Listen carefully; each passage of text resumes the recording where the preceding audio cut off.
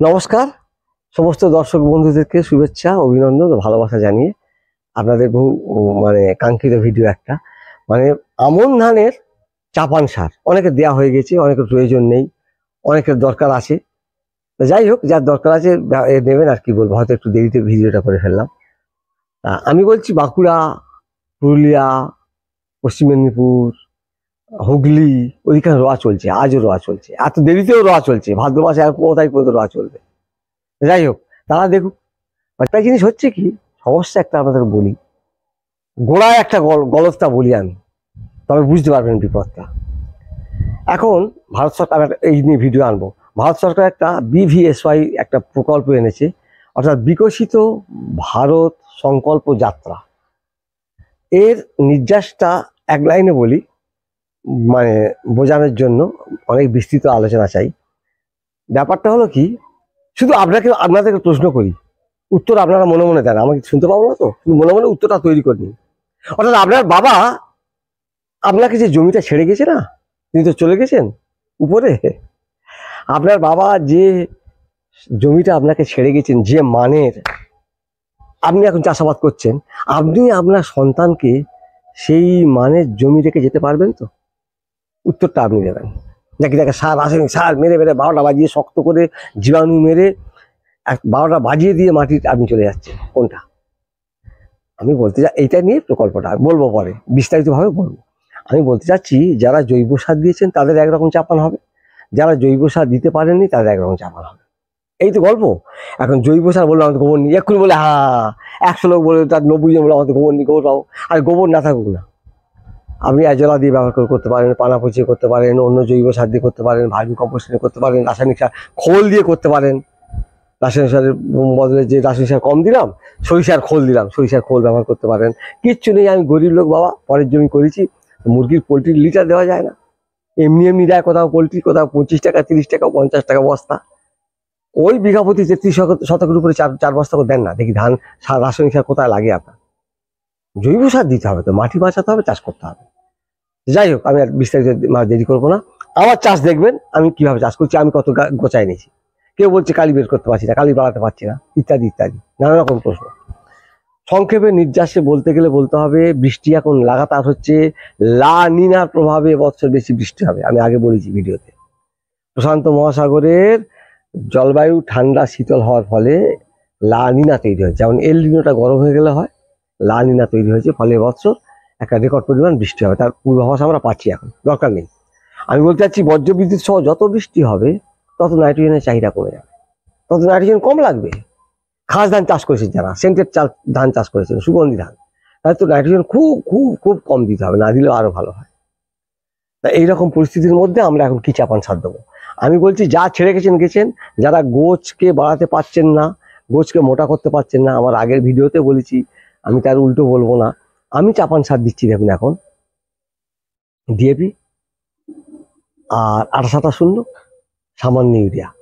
পটাশটা একবার প্রথমে দেওয়া হয়েছিল, আর পটাশটা এই শেষ চাপান সারে কাটি গোল হলে আবার দেব। তাহলে এখন আপাতত আমি ডিএপি, ইউরিয়া আর 28-28-0 দিচ্ছি, যেখানে সরু সরু গোছ আছে। দেখুন তো আমি কি সার পাইল করছি। 3 থেকে নিয়ে একসাথে মাখাচ্ছে, আমি হাতটা ধুই একটু।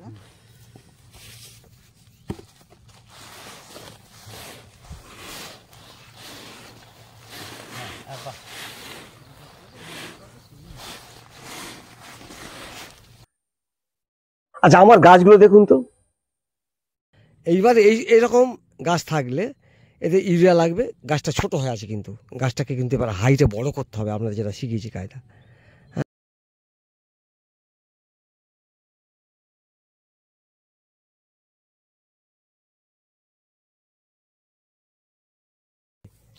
হ্যাঁ, ধান ছাড়া সমস্ত আগাছা ওই ওষুধটা দিয়ে, কাউন্সিল অ্যাক্টিভ দিয়ে দেখুন কি কাজ পেয়েছি। আর যারা বলছিলেন না, যারা বলছিলেন যে মেশিনের রোয়া কী হবে, মেশিনের রোয়া কী হবে, এই মেশিনের রোয়া দেখুন,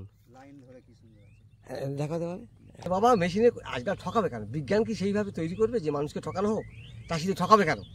কোনো ঠকানোর গল্প নেই। অনেকে বলছেন যে কী স্যার, এ রোয়া কোথা দেখতে পাচ্ছি নি, এ কি হচ্ছে রোয়া, এ ভালো হচ্ছে না, ভালো হচ্ছে না। এই দেখুন, মেশিনে রোয়ার পরে আমরা আজকে চাপান সার দিতে এসেছি। তা ধান তুলতে হবেই তো, ধান তুলতেই হবে। এখানে আপনারা যা ধান পান আমাকে এনেছে মানে তার বেশি ধান আমি পাইয়ে দেবো। দেখুন বেশি হবে কিনা তার নমুনা দেখুন। সবাই আজকে চাপান পড়লো, এবার স্প্রে হবে।